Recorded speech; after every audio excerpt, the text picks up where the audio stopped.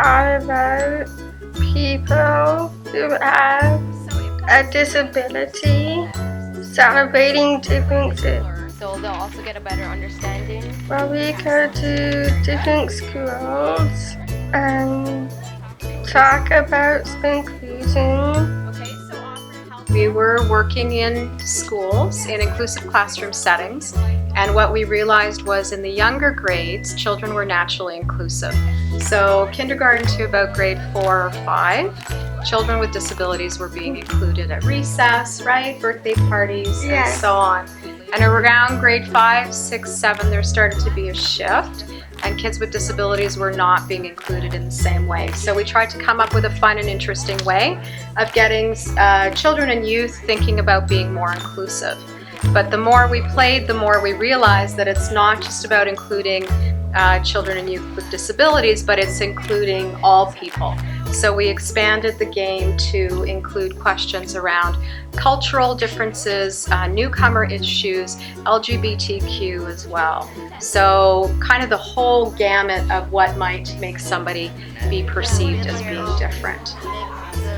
We have a kids version, which is grade 2 to 4, and then we have a youth version, which is grade 5 and up, and we just added an adult version that can be played with teachers, boards of directors, staff teams, and so on. It's an inclusive classroom. There's people with many different abilities in the class. There's a lot of differentiating that goes on and a lot of support needed between students as well as staff members.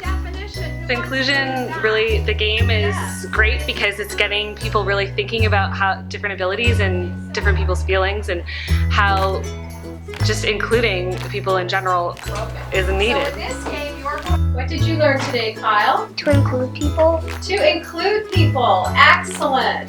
Filippo, what did you learn today while playing Spinclusion? I learned to include others even though they have differences.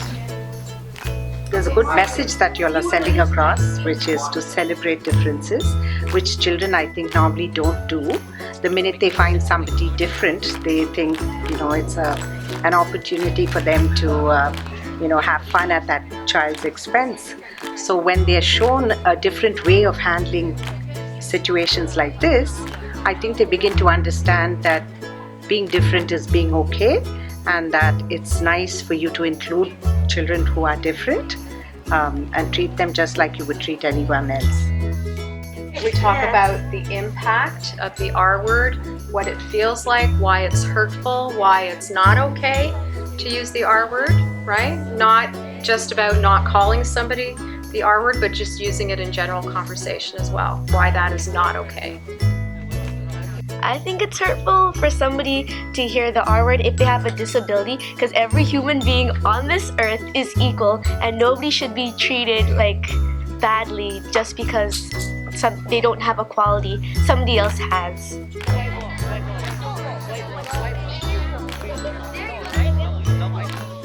Focus on people's abilities.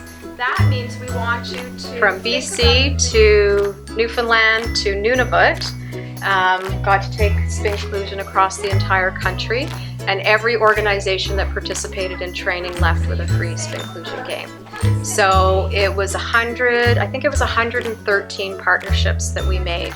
So each of those facilitators goes out and plays Spinclusion only once in a year, right, across the country. Look at the number of children that are being exposed to these inclusive concepts.